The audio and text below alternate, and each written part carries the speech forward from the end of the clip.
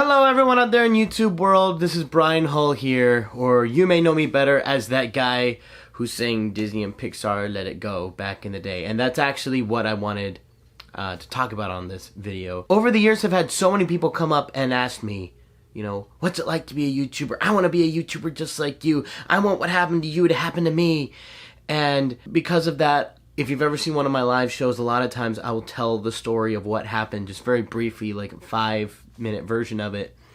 And usually, to get to the point, just go after your dreams and you can achieve your dreams. And I feel like that's a real disservice to y'all to do that. Not because I don't believe in the message to go after your dreams. I think that's a wonderful thing. But it was a really big disservice for me to say that because, to be quite honest, being a YouTuber was not my dream. To go viral was not my dream. Honestly, I didn't really know anything about YouTube or going viral or anything when it happened. It was all pretty much an accident, and I had no intention of any of that happening.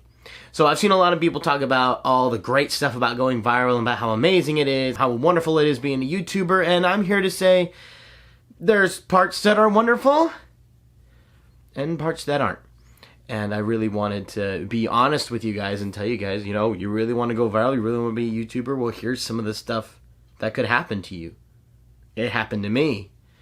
So, yeah, I just wanted to be open and real with you guys and show you what that really is like. So to really paint a picture and show you what it's like, so it all started back in 2014, March of 2014 to be exact, and at this time I was in college. I was at a little school out in the middle of Texas, Dallas Baptist University. Most people never heard of it, even if you lived like a mile away.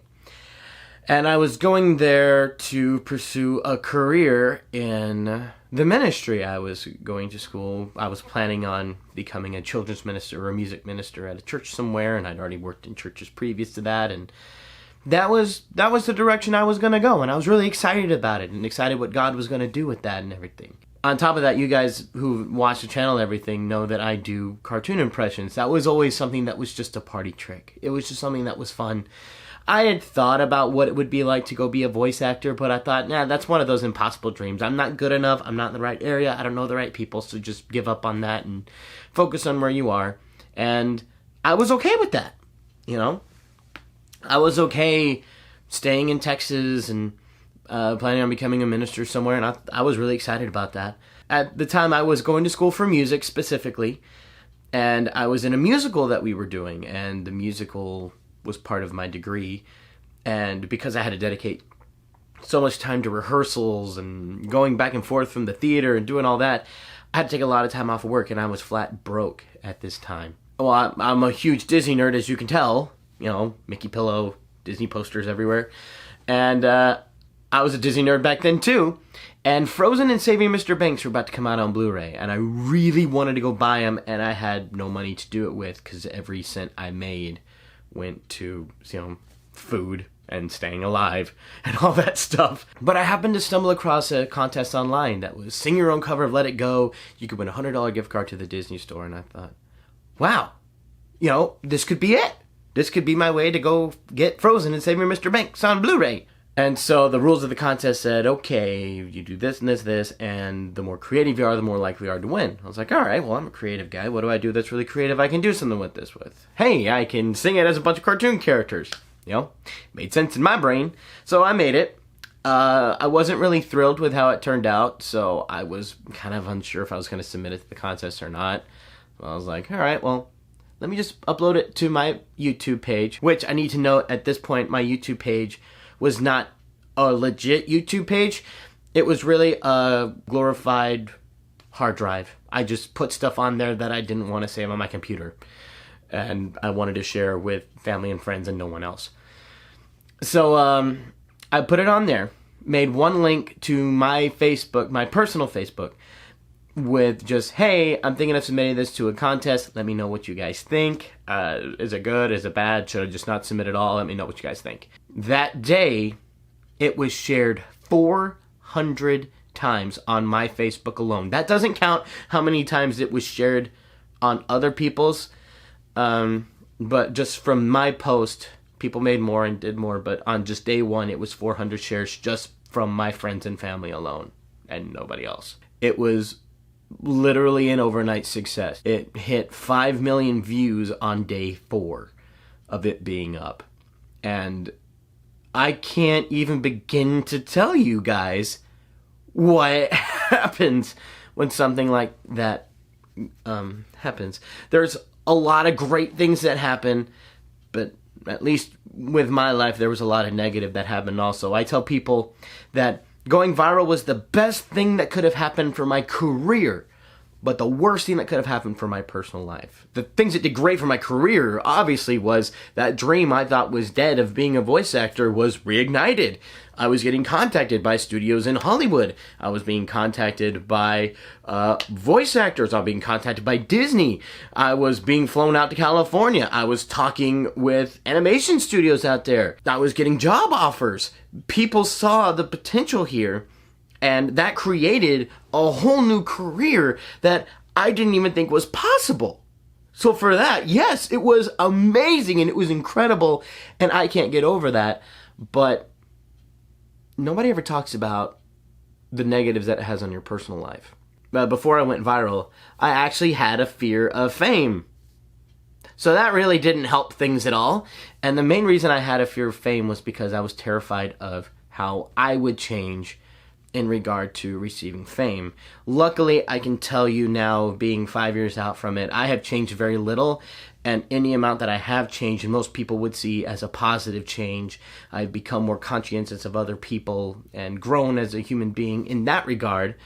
Not in the fact that the fame has gone to my head, because quite frankly, if I woke up tomorrow and lost all my fame, I'd be just fine with that. In fact, I'd probably like it. The problem that I noticed was, even if you don't change, everyone's perception of you changes, and it changes literally overnight.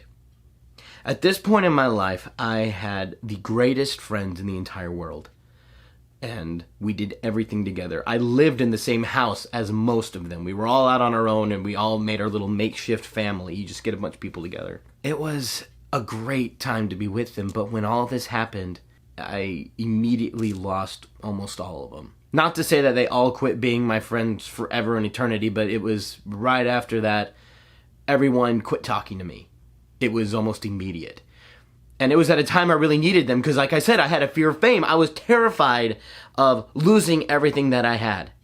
I was really excited about where my future was going to go. I was excited about where I was. I thought I was on cloud nine. I'm like, my life is perfect. Nothing can go wrong. And then boom, Let It Go shows up. And then I get the adulation of the entire world, but I lose the people that cared about me the most. And I talked to them later, and luckily I was able to work it out with most of them after a few months, but it was like right off the bat, the people that I thought were there for me forever just abandoned me. And it was for multiple reasons. One, most of them were afraid to come talk to me because they thought I would assume that the only reason that they're coming to talk to me now is because of the fame. Which I'm like, that is all kinds of ridiculous. Y'all were here years before I even considered doing anything like this. Of course I know that y'all love me for me and not because of this. So those were easy to work out. And I can still say that they're my friends to this day. There's some friends we were never able to quite make it work, but the biggest thing that no one tells you is that whenever you go viral, you're going to face intense loneliness. And everyone says, well, how can that be? You have the adulation of the whole world. Yeah, you have the adulation of the whole world and the love of almost none.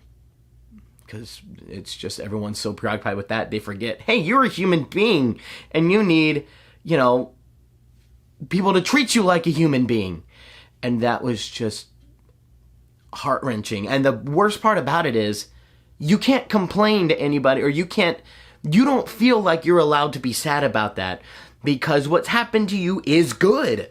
Like, you went viral for a good reason. Like, everyone likes what you did. I was getting contacted for positive reasons and for positive job opportunities, so everything seemed positive to everyone else.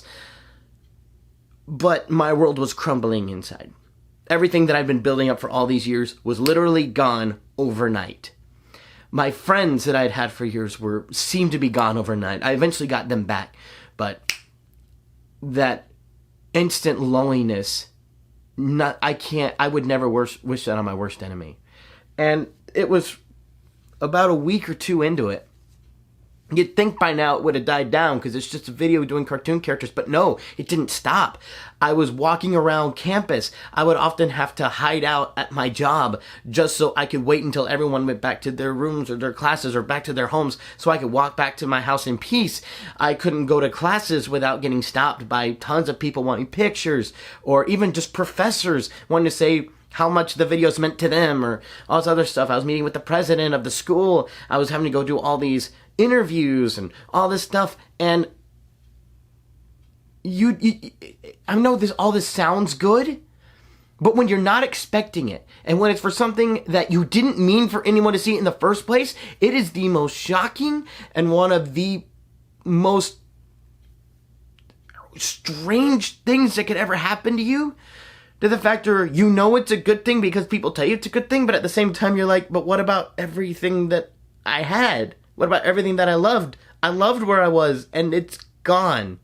I know it's weird.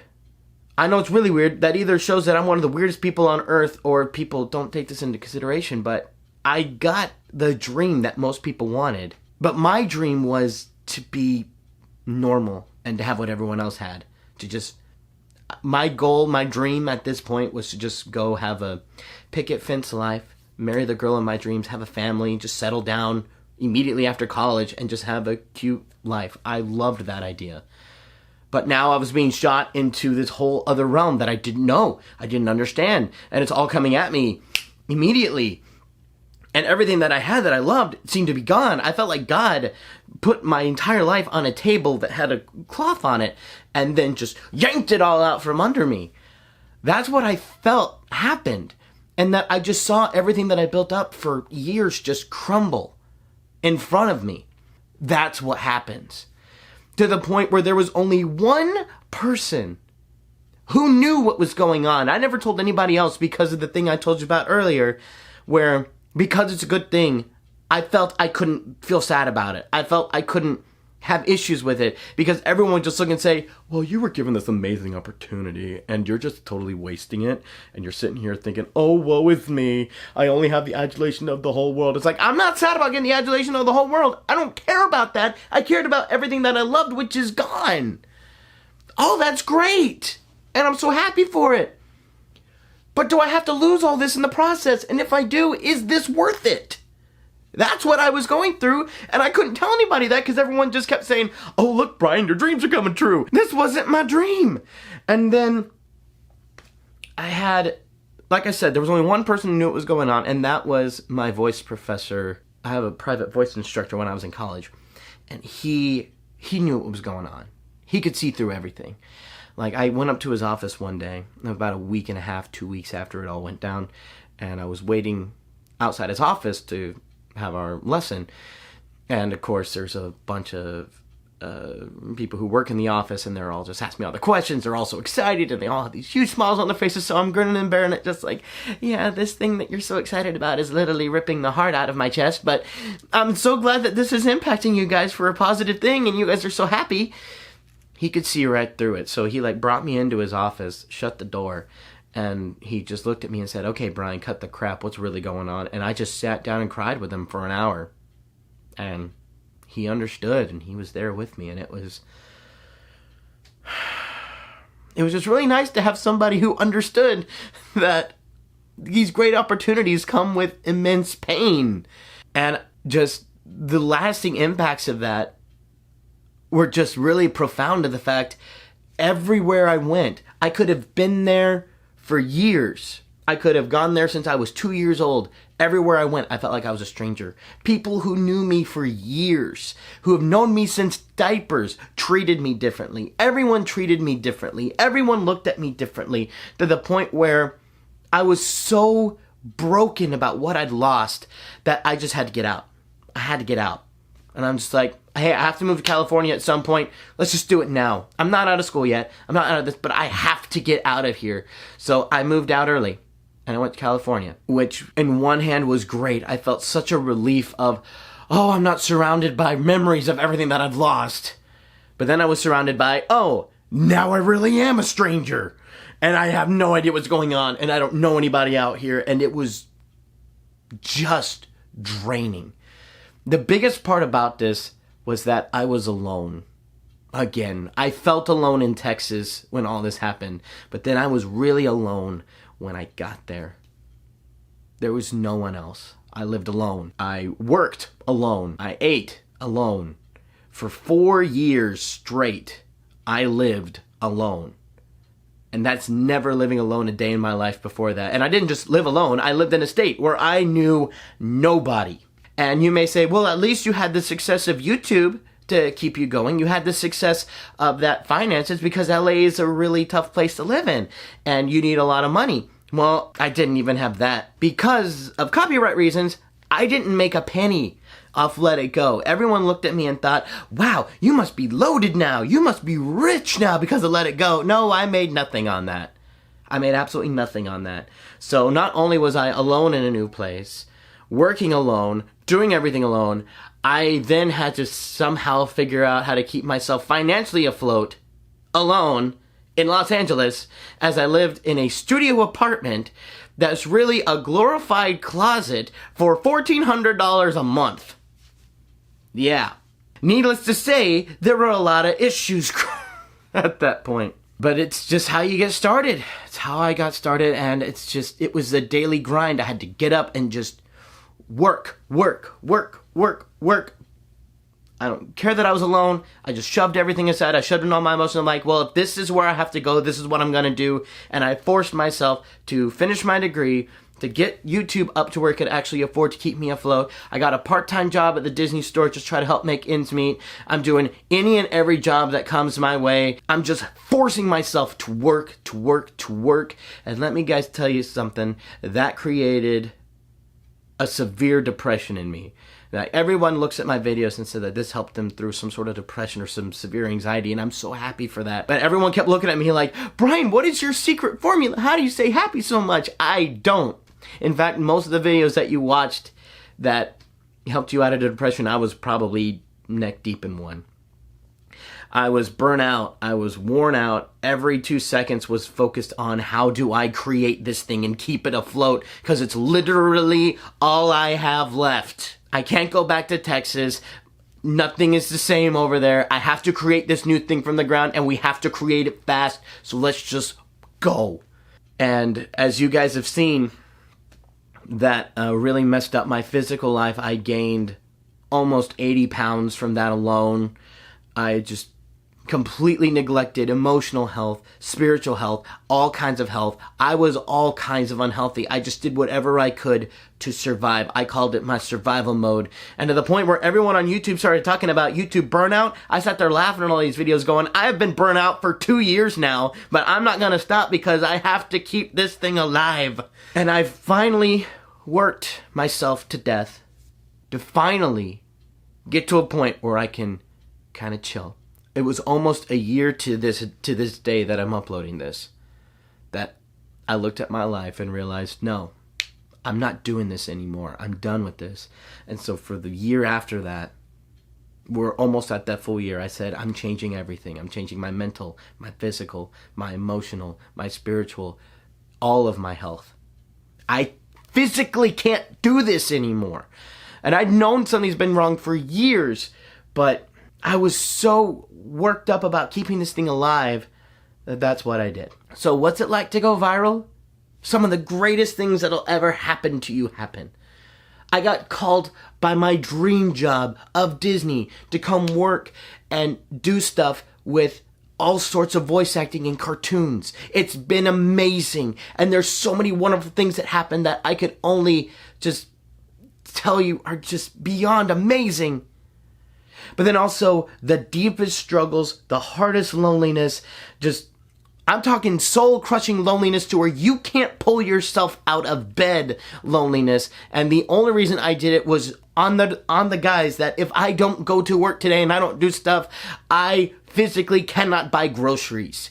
That's where I was.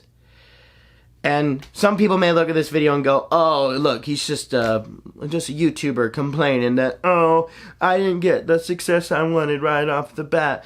No, I was just trying to buy groceries for the first year. I could not make enough between YouTube and my part-time job and all the extra jobs to make rent almost every month. And you know who had to bail me out of that? My parents, because they love me and they care enough about me and what I'm doing to help sustain me to do that. So, like I said, I've been on a year-long journey now to fix that. And I can happily tell you, almost a year out, I am a different man. I have addressed all these issues. I have fixed my physical health. I could still lose a little bit more, but at least I'm at a point where it's not going to get any worse. I can manage this, and we can only get better from here. So that is a great thing. I have fixed almost all the relationships that I had that were broken. Some I can never mend, but at least most of them were fixed. I am no longer depressed. I have gone to therapy, worked all this out, and found out that my biggest thing was just I needed to grieve, and I never let myself. Because like I said, it was a good thing, and I kept thinking, how can bad come from a good thing? But it can. And that's okay to admit. So I've fixed my emotional health, my spiritual health. God and I are better now than we ever have been. I got back into the Word. I got back with my God. I never left the church. I'd never done anything like that, but me and God were never truly okay. I was mad at Him for the longest time because I blamed Him for everything. I blamed Him for how this good thing destroyed my life and how I just had to grind and grind and grind every day, but that wasn't His fault. That was not His fault. He's done so many great things with this channel and these videos, and He's helped so many people despite the fact that I wasn't really listening to Him or really giving these videos up to Him or anything like that. But He did it anyway. And all the problem was with me. And now He and I finally worked that out, and we are now great and better than we ever have been. And I still have a long way to go with all this. Although I am better and I have grown immensely, I can still be even better than this, and I still have some things I can change to make even healthier things to my life and all this jazz. So I make this video to, one, just be honest with y'all and show what it's really like to have to go through this. Sure, there's great things, but there's a lot of crud that you don't even know about. Another one to say to anyone out there who is depressed or anxious or has any sort of these kind of problems, and you've come to me and said, hey, you helped me through this? I'm so happy that I could. I'm so happy that I could, and I could help you through this time. But as I've learned through my own depression and my own anxiety, I eventually needed to seek help for that. And if you can seek help, I would genuinely tell you from the bottom of my heart that you should. Because my videos can help for a bit, but at the end of the day, there's issues that I can't help with. So if I can tell you anything, please go seek help. My only regret with going to therapy was that I didn't do it sooner. And I was afraid to tell my friends. To this day, my friends and family are probably finding out that I went to therapy for the first time from this video, because I guarantee you they'll watch it. I didn't tell anybody I was going through therapy except literally my roommates until I was done, and then I started telling other people because I was embarrassed. I was sitting there going, I should be able to take care of myself. I should be able to do this, but in actuality, I had to be honest and just know I couldn't do it. But I'm glad I did it. And I can take care of myself now. And every day since therapy, things have gotten better. We've been changing. Even before that, since I decided there needed to be a change, things have gotten better. Things have moved onward, and things have improved. So I just wanted to tell you all the story. The good, the bad, the ugly. Now, being on the other side of everything, I'm so happy to be able to tell you that I'm doing insanely better now. Even doing stuff like adopting Sandy has done wonders for the loneliness that I was feeling at the time. I don't feel lonely anymore, and she's a big reason for that. Moving in with other people was a big help with that. All of this was so needed, and I wouldn't let myself admit that I had problems because what happened to me was a good thing. But I wouldn't acknowledge all the bad that happened to it. So all of this to say, yeah, you can look at somebody on the internet and go, you look like you're such a happy-go-lucky guy and that your life is totally perfect, and just know that no one's life is perfect. You can be happy-go-lucky but still be depressed. You can go through all this. I'm very lucky that I have friends and family that will hold me to these standards and push me to be a better man. And because of them and because of my God, I can sit here before you and tell you that I'm not the same guy who was dealing with all this stuff before. I'm the man who came afterward and grew and learned and changed and said, you know what, we're no longer going to be working unhealthily. We're going to fix that. We're going to have normal working hours. We're going to fix things. And I have.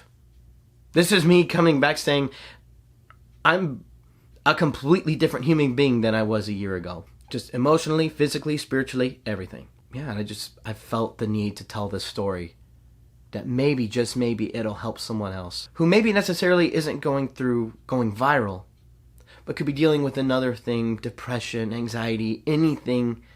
Maybe this would be words of encouragement. That I've come out on the other side of dealing with that for literally 4 years. Probably 4.5, closer to 5 years. And I've come out on the other side and said, it's better over here. Thank you guys so much for listening. I hope you guys enjoyed. We'll get back to some fun stuff really soon. I just wanted to share with you guys the good, the bad, and the ugly of what it's really like to go viral and what that looks like. Thank you guys so much for watching, and I hope you have a great day. Bye!